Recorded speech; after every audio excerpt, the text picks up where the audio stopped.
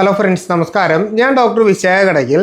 നമ്മുടെ നാട്ടിൽ താറാവ് മുട്ടയ്ക്കും അതുപോലെ തന്നെ കോഴിമുട്ടയ്ക്കും പകരമായിട്ട് കാടമുട്ട കഴിക്കുന്നത് നല്ലതാണോ എന്നുള്ള സംശയം ഒട്ടനവധി ആളുകൾക്ക് ഉണ്ട്.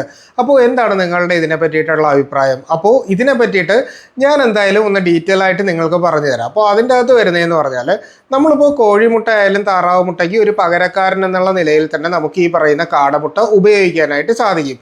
കാരണം ഇതിൻ്റെ അകത്തെന്ന് പറഞ്ഞാൽ വരുന്ന ഫാറ്റിൻ്റെ കണ്ടന്റ് മിതമായിട്ടുള്ള അളവിലാണ് നമുക്ക് വരുന്നത്. കാർബോഹൈഡ്രേറ്റ് അത്യാവശ്യം നല്ല രീതിയിൽ നമ്മുടെ ശരീരത്തിൻ്റെ അകത്തേക്ക് കിട്ടുകയും ചെയ്യും. ഇനി vitamin A, vitamin B12, riboflavin, അതുപോലെ തന്നെ അയൺ കണ്ടന്റ്, ഫോസ്ഫറസ്, കാൽസ്യം മുതലായിട്ടുള്ള മിനറൽസ് നമ്മുടെ ശരീരത്തിൻ്റെ അകത്തേക്ക് കിട്ടും. വൈറ്റമിൻ B12 അത്യാവശ്യം നല്ല രീതിയിൽ കിട്ടുന്നത് കൊണ്ട് തന്നെ നമ്മുടെ നെർവസ് സിസ്റ്റം, അതായത് നമ്മുടെ നാഡീവ്യൂഹത്തെ കൂടുതൽ ശക്തിപ്പെടുത്തുന്നതിന് വേണ്ടിയിട്ട് ഇത് സഹായിക്കും. അതുപോലെ തന്നെ കാൽസ്യത്തിൻ്റെ അത്യാവശ്യം കണ്ടന്റ് കിട്ടുന്നത് കൊണ്ട് തന്നെ നമ്മുടെ എല്ലുകളുടെയും പല്ലുകളുടെയും ഒക്കെ ആരോഗ്യത്തിനും വൈറ്റമിൻ എ നല്ല രീതിയിൽ വരുന്നത് കൊണ്ട് തന്നെ നമ്മുടെ ശരീരത്തിൽ കാഴ്ചശക്തി കുറച്ചുകൂടി ഇമ്പ്രൂവ് ചെയ്യാൻ സഹായിക്കും. ഇനി ശ്വാസകോശ സംബന്ധമായിട്ടുള്ള രോഗങ്ങൾ, അതായത് റെസ്പിറേറ്ററി ട്രാക്ട് റിലേറ്റ് ചെയ്തിട്ടുള്ള രോഗങ്ങളുള്ളവർക്കും അതുപോലെ തന്നെ നമുക്ക് വിട്ടുമാറാത്ത അലർജി, തുമ്മൽ മുതലായിട്ടുള്ള പ്രശ്നങ്ങളുള്ള സമയത്തും നമുക്ക് കാടമുട്ട കഴിക്കുന്നത് നമ്മുടെ ശരീരത്തിന് വളരെ നല്ലതാണ്. ശരീരം കുറച്ചുകൂടി ഹെൽത്തി ആയിട്ടിരിക്കുന്നതിനും രോഗപ്രതിരോധ ശേഷി കൂട്ടുന്നതിനും ഒക്കെ നമുക്കിത് കഴിക്കാനായിട്ട് സാധിക്കുന്നതാണ്. നമുക്ക് ഒരു ദിവസം പരമാവധി